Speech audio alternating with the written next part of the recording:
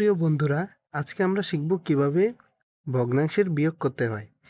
তো এখানে আমরা প্রথমেই দুইটা ভগ্নাংশ লিখে নিয়েছি। এই ভগ্নাংশগুলোর বিয়োগফল নির্ণয় করতে হবে। তো ভগ্নাংশের বিয়োগ নির্ণয়ের ক্ষেত্রে প্রথমে দেখতে হবে হরগুলা সমান কিনা। যদি হরগুলা সমান না হয় তখন হরগুলার লসাগু নির্ণয় করতে হয়।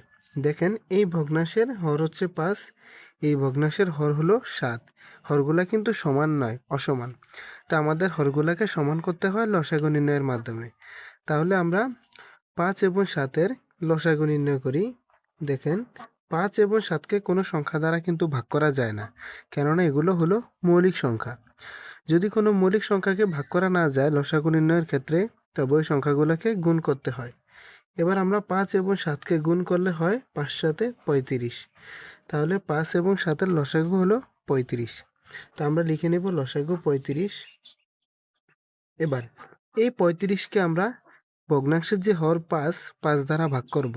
তো 5 দ্বারা যখন আমরা 35কে ভাগ করি, ভাগফল হয় 7। 5 7 35। এই যে ভাগফল 7 পেলাম, এই 7কে আমরা 12 দ্বারা গুণ করে দেব। 7কে যখন আমরা 12 দ্বারা গুণ করব, 7 দুগুণে 14, 4 হাতে থাকে 1, 7 থেকে 7 8, 84, অর্থাৎ 7 12 84। এবার আমরা বিয়োগের বিয়োগ বসিয়ে দেব এবং 7 দ্বারা আমরা 35কেও ভাগ করব, কারণ এই ভগ্নাংশের হর হলো 7। হর দ্বারা লসাগুকে ভাগ করতে হবে। তো 7 দ্বারা আমরা 35কে ভাগ করলে ভাগফল হয় 5। 5 7 35। আমরা যে ভাগফল 5 পেলাম, ওই 5 দ্বারা আমরা 4কে গুণ করব। 5 দ্বারা 4কে গুণ করলে 4 5 20। এবার হর লিখে নেব 35। এবার 84 থেকে আমরা 20 বিয়োগ দেব। 84 থেকে যখন আমরা 20 বিয়োগ করব, থাকবে 64। এটাই হলো ভগ্নাংশের কাঙ্ক্ষিত অ্যান্সার। তাহলে এভাবে আমরা প্রত্যেকটা ভগ্নাংশের বিয়োগ নির্ণয় করতে পারবো। প্রিয় বন্ধুরা, আজকে আমরা শিখব কিভাবে ভগ্নাংশের বিয়োগ করতে হয়।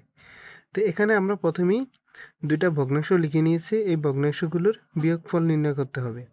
তো ভগ্নাংশের বিয়োগ নির্ণয়ের ক্ষেত্রে প্রথমে দেখতে হবে হরগুলা সমান কিনা।